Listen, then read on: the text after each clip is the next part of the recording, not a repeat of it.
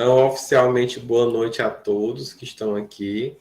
Eu vou começar nossa aula falando que nós estamos com 2 encontros que nós não tivemos basicamente alunos, não tivemos alunos realmente. Mas isso aqui a gente tem. E aí, assim, o encontro passado, a equipe do Lumaru não fez as atividades. A da Sofia fez algumas, mas o dele não fez. Então, eu vou esperar que essa semana eles façam as atividades da semana passada, para que eu possa exibir na semana que vem. Então, eu vou começar aqui a projetar para a gente ir direto para o que é que nós vamos ver hoje, viu? Para a gente poder já dar encaminhamento que a gente vai ver hoje.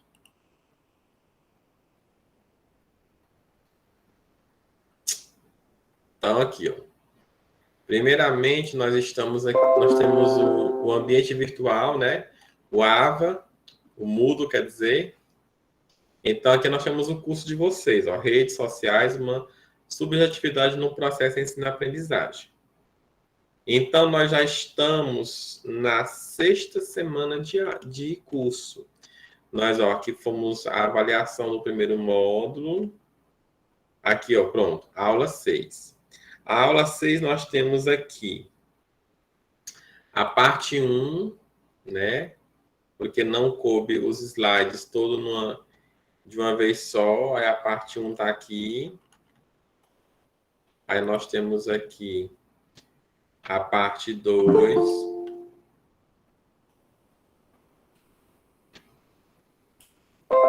A parte 2, né? Daqui dos slides. E nós temos aqui a parte 3. Pronto. Aqui nós temos a parte 3 dos slides. Aqui é a parte 3. Ainda vou organizar isso bem aqui, só para ficar por dentro. Pronto. Aí, fechando isso aqui, nós temos a atividade da aula 6. São essas 4 perguntinhas aqui que vocês vão tentar responder, viu? Então, isso aqui é a parte do Moodle. Agora, deixa eu colocar bem aqui para vocês a frequência da aula de hoje, né? Copiar. Tá aqui a frequência da aula de hoje. E agora vamos para a nossa aula. Já passei a frequência. Pronto, agora vamos para a nossa aula. Então, nossa aula, nós vamos aqui apresentar a nossa aula de hoje. A aula de hoje ela é uma aula bem descontraída, entendeu? Bem interessante, bem reflexiva. Então, a subjetividade instantânea do eu atual na formação para a vida. Nós estamos aqui pensando como é essa subjetividade. Essa subjetividade, nós temos que cada um de nós temos um ritmo próprio de crescimento, temos um ritmo próprio de aceleração. Então, como é que eu encontro no meu ritmo? Então, a primeira pergunta a primeira reflexão. Quem somos? Estamos andando a 8 ou 80 km por hora? Então, é essa pergunta que a gente começa a se fazer, né? Quem somos? O que é que eu sou? O que é que eu sou? O que é que eu estou fazendo? O que é que eu quero da minha vida? O que é que eu quero para a minha vida, né? Então, assim, quem eu sou? É uma pergunta bem interessante. Então, quem somos nós? Quando eu falo que eu estou andando a 80, eu estou pensando assim, se o que eu estou fazendo nesse momento está contribuindo para o meu crescimento, alguma coisa, ou não está contribuindo, né? Esses são pontos que a gente deve perguntar.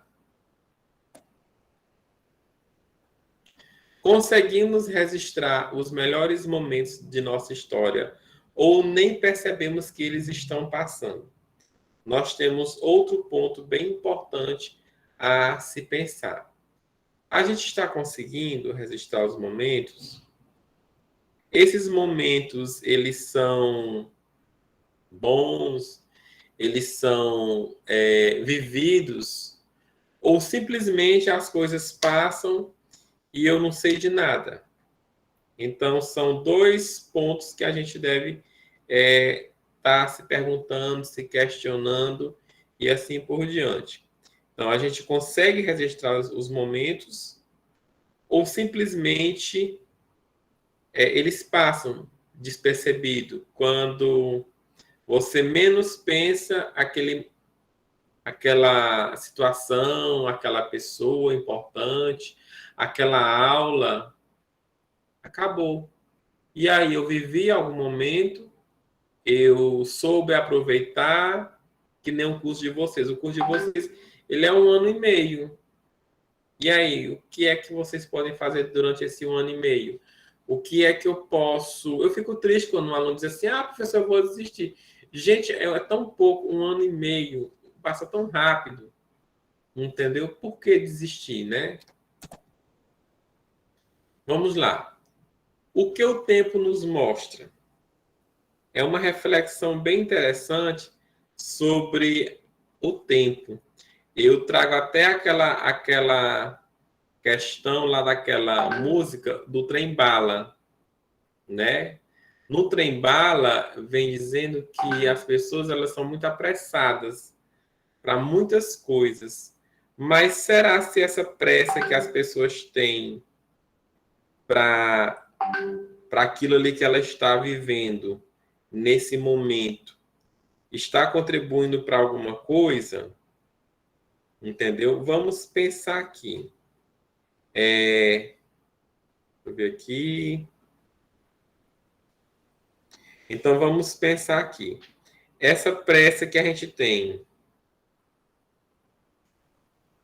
ela está fazendo o que conosco? Essa pressa.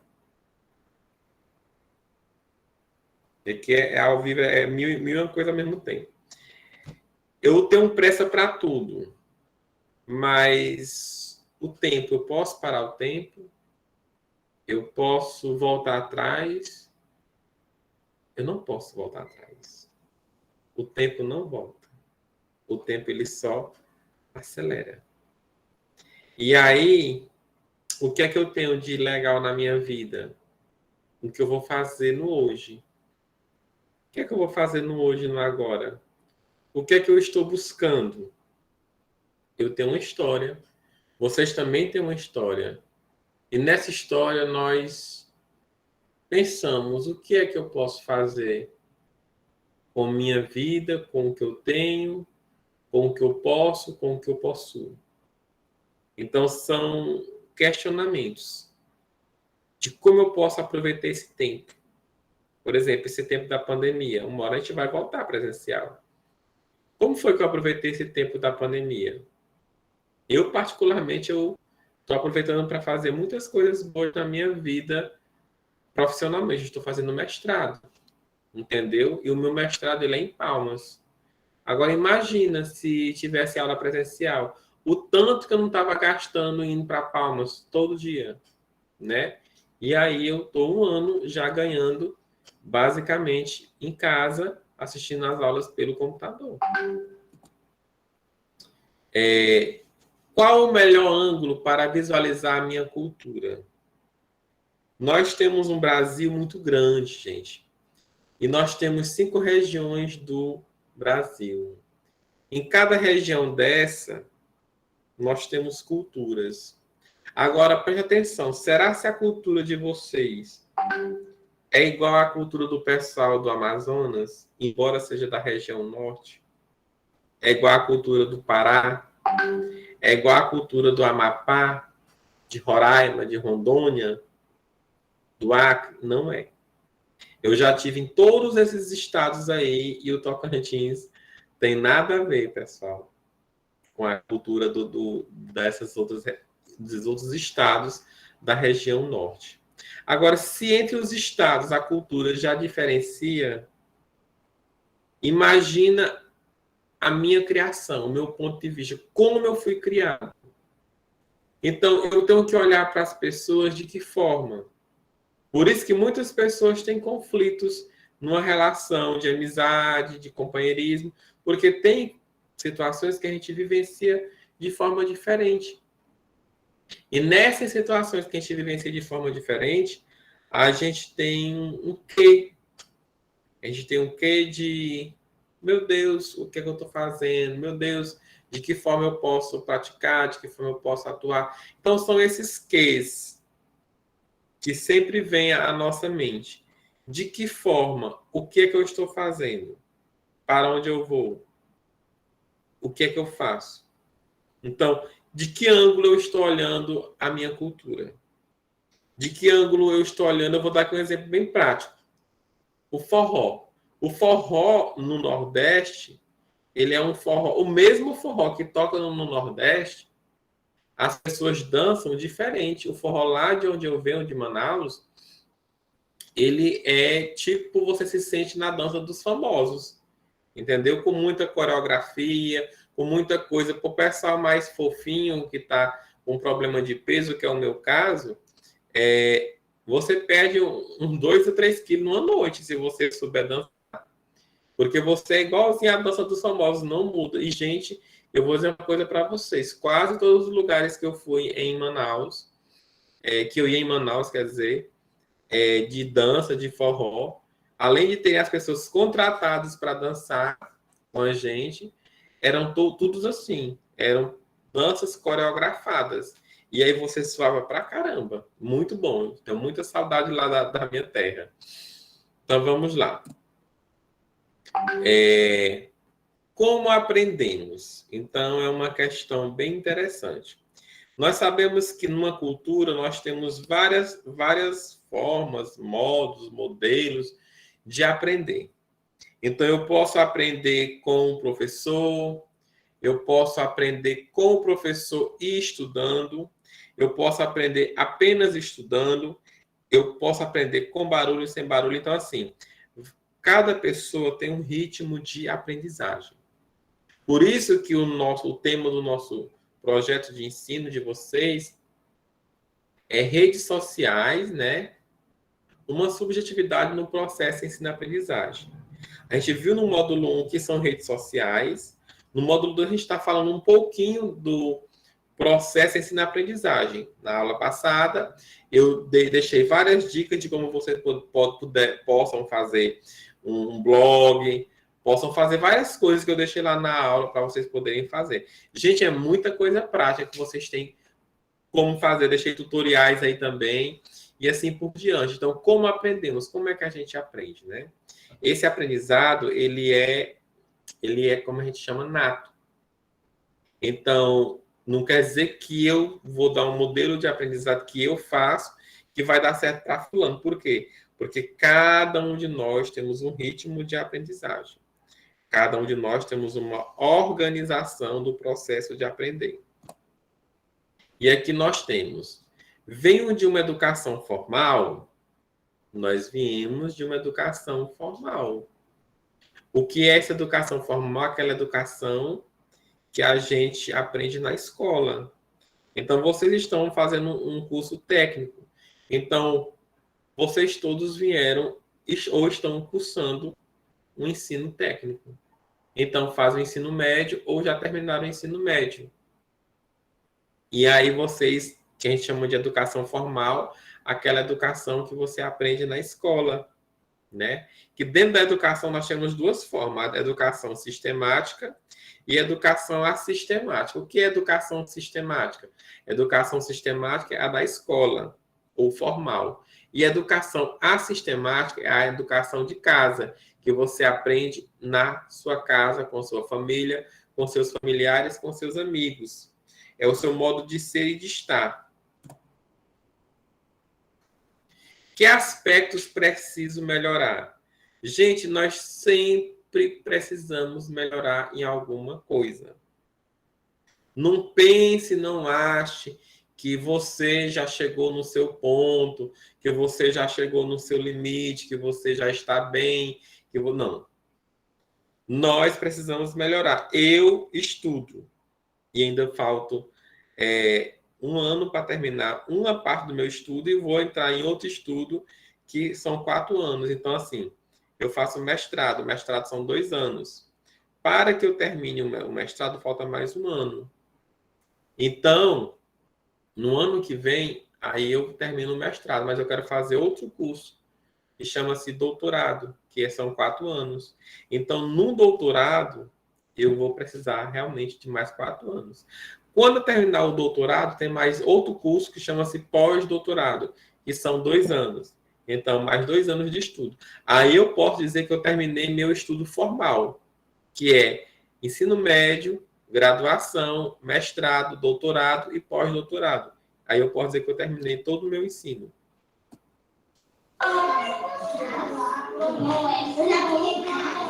Então, é bem interessante esse vídeo. Estamos no mesmo ambiente e aprendemos da mesma forma? Embora nós estejamos no mesmo ambiente, né? A gente não aprende da mesma forma, pessoal. Olha só. Aqui são crianças, vou até passar aqui o vídeo de novo para vocês, ó.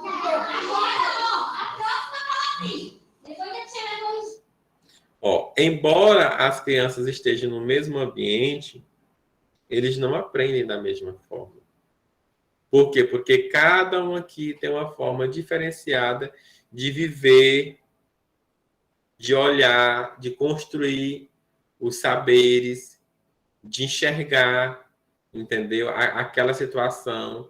Eu posso falar uma história, mas eles vão pensar totalmente diferente, de acordo com a realidade que eles vivenciam. Só para a gente ver aqui de novo como é interessante. Ó.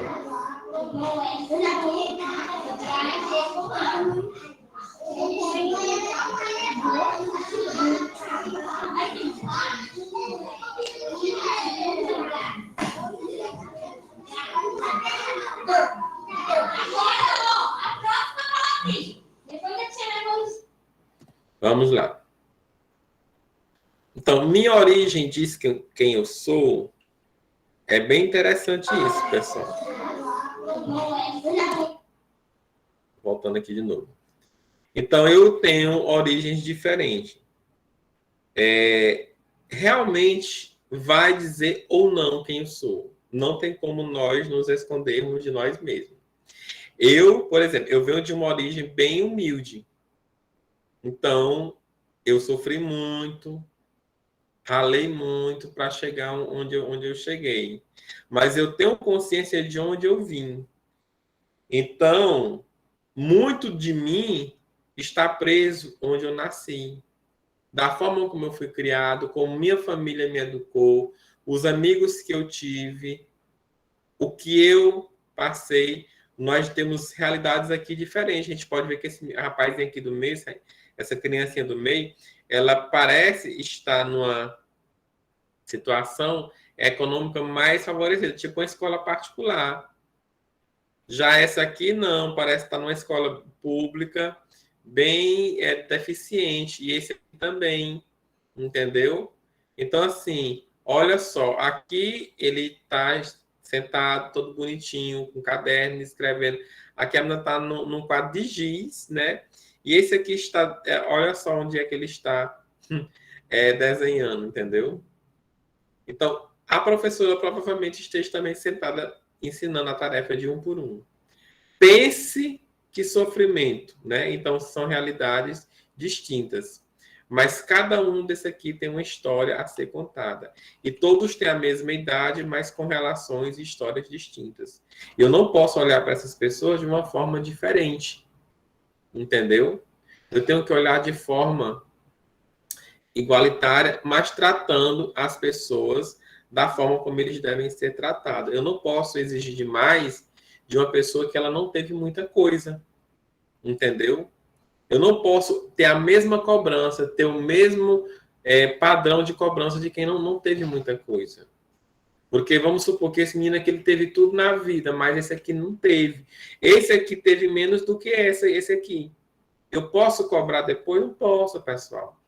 Então, vamos pensar e refletir que cada um tem uma história. E minha história, ela vai reflete como se fosse um espelho, ela vai refletir naquilo que eu sou. Como responder a tantas perguntas, né? São várias perguntas que eu, professor, estou aqui trazendo para vocês. Então, como é que eu posso responder a essas perguntas? Vamos lá. A perspectiva cultural histórica da subjetividade tem sido desenvolvida pelos trabalhos de González Rey e seus colaboradores com base em estudos e investigações sobre diversos temas, sendo o tema da educação um dos mais importantes. Então, pessoal, nós temos aí uma pessoa que ela vem estudando, ele é psicólogo cubano, e ele vem estudando muito profundamente essa questão da subjetividade, o que é que está dentro da cultura de cada pessoa. De onde é que ela vem, como é que as relações dela se estabelecem, como é que as relações dela conversam, como é que a minha realidade ela se faz no ambiente escolar com a realidade de uma pessoa que nem aquela que eu trouxe antes de chegar a esse conceito aqui, né? Como é que eu tenho pessoas de realidades distintas para trabalhar o mesmo tema? Então, esse pesquisador aqui, chamado Fernando González Reis, ele começou a perceber situações investigativas dentro de cada pessoa tem uma história a ser trabalhada, a ser pesquisada. Se eu fizer uma pergunta para cada um de vocês, eu vou entender, vocês vão me responder de uma visão diferente, mas é a visão que você tem. E a sua visão é que importa. Então, quando eu falo subjetividade, é o que você pensa, é o que você sente, é o que você acha. Como, por exemplo, sobre as redes sociais.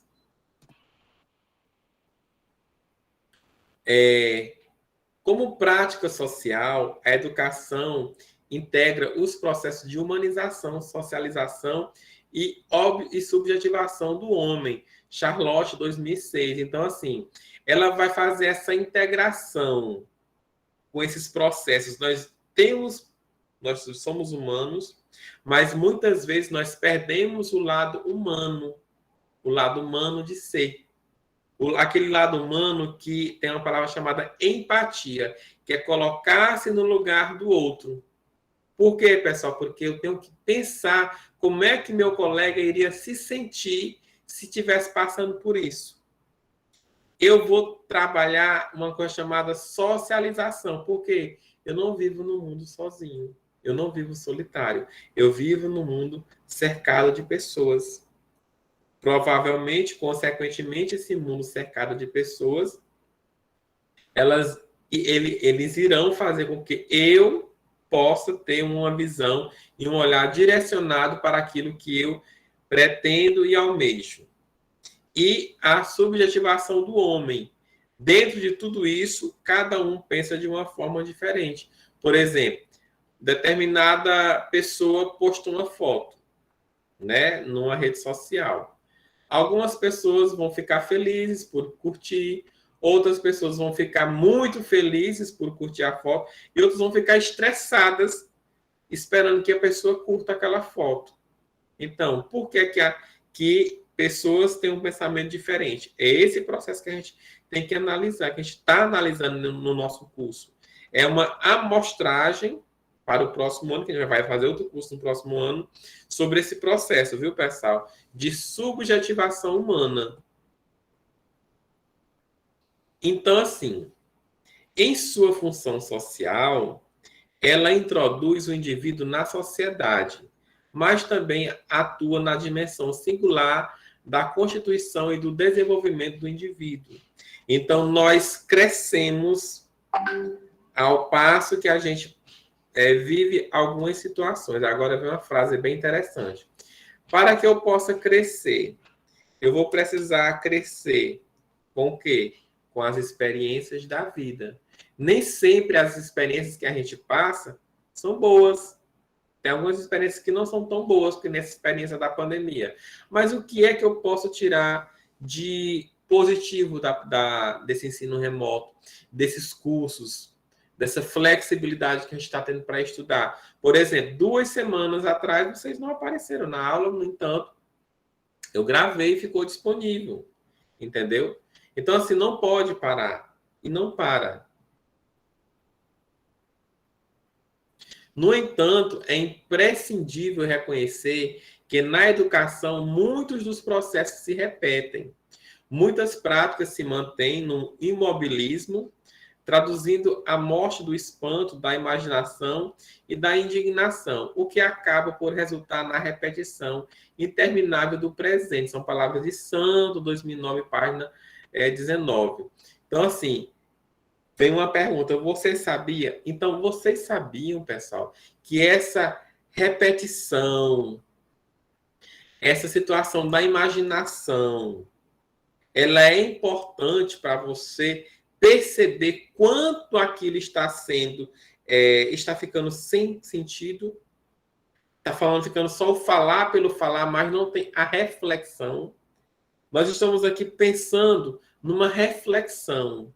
Eu não posso estar aqui apenas falando e reproduzindo. Eu tenho que refletir aquilo que eu estou passando. Aquilo que eu estou vivendo nesse momento. O que é que eu estou vivendo nesse momento? Como é que eu estou vivendo neste momento? De que forma eu estou vivendo nesse momento? Né? Vamos aqui. Sempre é um lado bom. Bem aqui, nesse pontinho aqui para a gente interagir. Paralelamente ao movimento da repetição e da mudança em direção ao futuro, a realidade do mundo atual se torna cada vez mais desafiadora, provocando na vida em sociedade necessidades de revisão das práticas sociais de convivência entre os seres humanos, dos sistemas de valores das sociedades, como também nos processos educativos. Então, pessoal, nós nos desafiamos a todo instante a ver uma realidade e pegar o que de melhor nós temos, o que de melhor nós usufruímos. O que é que a gente faz disso? Como é que a gente trabalha com isso? De que forma eu trabalho com isso? Do outro lado, nós temos a subjetividade se constitui como qualidade dos processos humanos complexos, sociais e individuais, não como fatores isolados que mantêm uma relação de externalidade reflexa e determinista, mas como processos que permanentemente se configuram de forma simultânea e recíproca. Vocês já ouviram falar na questão da reciprocidade? O que é reciprocidade? É uma pessoa fazer algo e receber algo em troca. Não é só eu fazer por a pessoa, eu fazer por a pessoa. É que nem a amizade. Para que eu possa dizer que a pessoa é minha amiga, eu tenho que confiar nela e ela tem que confiar em mim. Então, ambas as pessoas confiam em si. Ambas as pessoas estão andando com você porque gostam da sua companhia. Ambas as pessoas estão trocando afeto porque gostam de você. E são processos sociais que a gente vê o individual de cada um. Nesse individual de cada um, vamos supor, por que é que eu sou uma pessoa extrovertida? Por que eu sou uma pessoa introvertida? Pessoa extrovertida é aquela pessoa que gosta de conversar, que é uma pessoa que está sempre rindo, espontânea, e assim por diante. Pessoas introvertidas são aquelas pessoas mais caladas, mais na delas, entendeu? Então, eu gostaria de ser uma pessoa mais aberta, mais alegre, assim, ter mais amigos mais populares? Ou será se eu estou bem da forma como eu me sinto? Pessoal, nós temos dois tipos de pessoas. As que são extrovertidas e as que são introvertidas. Ambas estão bem com elas mesmas. A gente nunca pode desejar querer ser uma coisa que você não é. Eu posso mudar, isso é um fato. Mas não quer dizer que eu vou deixar de ter minhas raízes. Por exemplo, eu sou introvertido, mas para que eu possa ser professor, para que eu possa dar aula, eu tenho que ser uma pessoa mais comunicativa, porque ninguém ouviu o professor que não fala, né? A subjetividade põe em relevo a dimensão simbólica e emocional que integra e produz as experiências, tanto no individual quanto no social. Então, assim, a subjetividade, ela impõe esse relevo. E aí eu tenho que ver essas experiências. Como é que que eu passei por uma experiência naquele momento, e essa experiência ela vai servir para que eu possa crescer em outro momento. Não que aquela experiência seja algo negativo. Toda experiência, todo vivenciado, ele traz um grau de crescimento, de amadurecimento, um grau de reinventar. Por exemplo, as aulas hoje, na minha visão, nessa parte da educação, eu vejo que as aulas hoje ficaram melhores do que naquela época que nós não estávamos passando por a pandemia. Por quê? Porque muitos professores se reinventaram, uma nova forma de ser e de estar.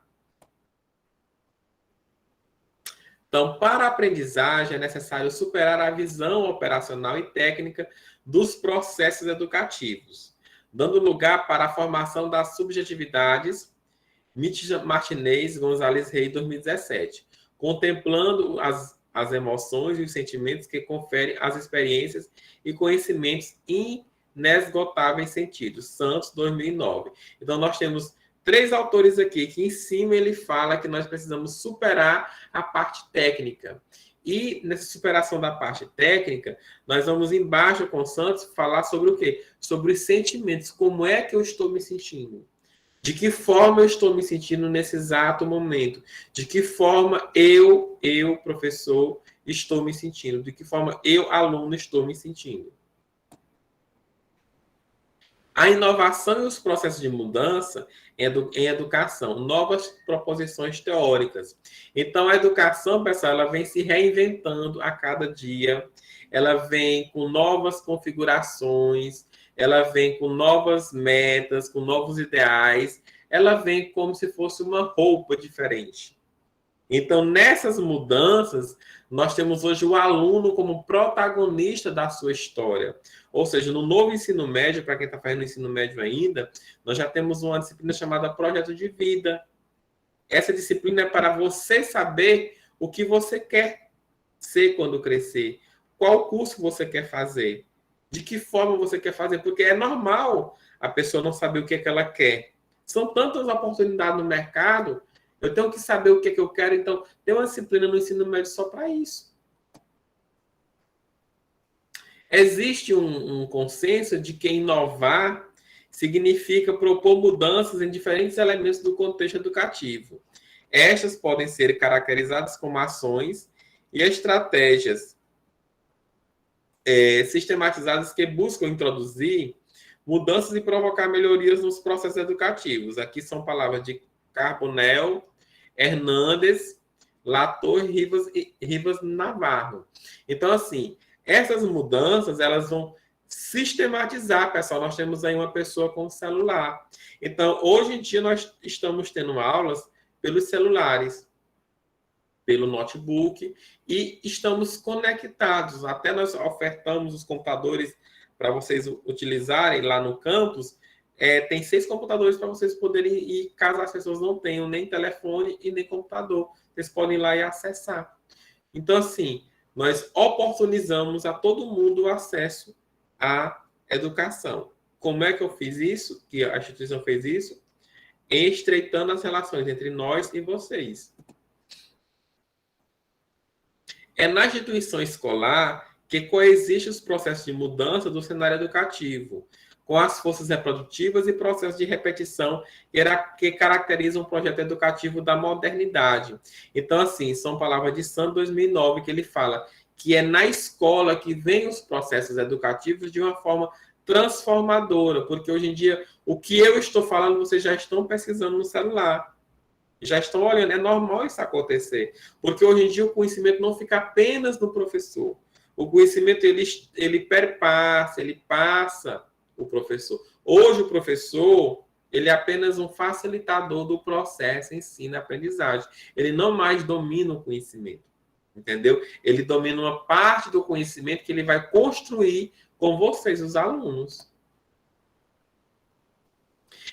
No enfoque desenvolvido por Mitjans Martinez, 99 e 2006, a autora já ressalta que a criatividade e a inovação na dimensão do trabalho pedagógico se produzem por meio de ações que implicam novidade e que se destacam pelo valor que assumem para a aprendizagem e o desenvolvimento dos alunos. Então, assim, pessoal, nessa concepção dela, da autora, ela diz que as novidades do processo ensino-aprendizagem vai fazer com que o aluno ele enxergue o saber escolar, o saber educacional com um olhar mais crítico, mais criativo. Ele vai sentir-se parte do todo, ele vai sentir-se seguro e querer a descoberta, a curiosidade, querer descobrir pontos, que nem a aula que eu dei na semana passada, para vocês fazerem várias atividades que eu espero que os que não fizeram façam e eu possa apresentar as atividades que vocês fizeram na aula passada, na próxima aula, viu? E aqui nós temos, no entanto, ao enfocar os processos da subjetividade que se configuram no contexto escolar, reconhecemos que a realidade está configurada subjetivamente por múltiplos sentidos, subjetivos produzidos pelas pessoas ou por grupos sociais. Então, assim, muitas pessoas estão produzindo realidades. Essas realidades, elas configuram outras realidades e eu vou juntar com a minha realidade e vou trazer outra realidade. Olha só, já existe uma realidade, as pessoas criam outro e eu vou juntar as que já existem com o que as pessoas criam e vou trazer para mim. Como é que eu vejo isso aí? De que forma eu estou vendo? Como é que isso está me ajudando? É essencial ressaltar que a compreensão da subjetividade na educação nos leva a questionar a naturalização dos processos a ela associados, como também nos oportuniza compreender os diferentes momentos do processo educativo, por meio do processo de subjetivação gerados em diferentes zonas do tecido social. Então, esse tecido social, pessoal, eles são dos mais variados, entendeu? Eu posso gerar um tecido social em casa, na escola, no grupo de amigos, com o meu núcleo familiar, na minha cultura, com a minha forma de ser e de pensar, então eu vou gerar o conhecimento. Então são tecidos, porque por isso que ele fala de tecidos, que eles vão se acumulando no decorrer de cada cenário que você está vivenciando. Então nós temos aqui como proposta a atividade da aula de hoje. Ó, vamos refletir. Então, os grupos de novo, né? Que é o grupo do Lumararu e da Sofia. Preciso mudar para me encaixar, que é encaixar, foi erro de digitação. Na sociedade, pergunta 2. Que aspectos subjetivos você se vê neste momento? Pergunta 3. Qual o papel da escola para o seu desenvolvimento? E pergunta 4. Como você se vê dentro da sociedade de hoje? Então, são 4 perguntas bem interessantes para vocês, pessoal. O que eu tinha para falar para vocês era isso, né? Eu agradeço a participação de todos e a gente se vê na próxima segunda-feira, nesse mesmo horário, viu? Muito obrigado. Boa noite. Tchau, boa noite. Boa noite. Boa noite.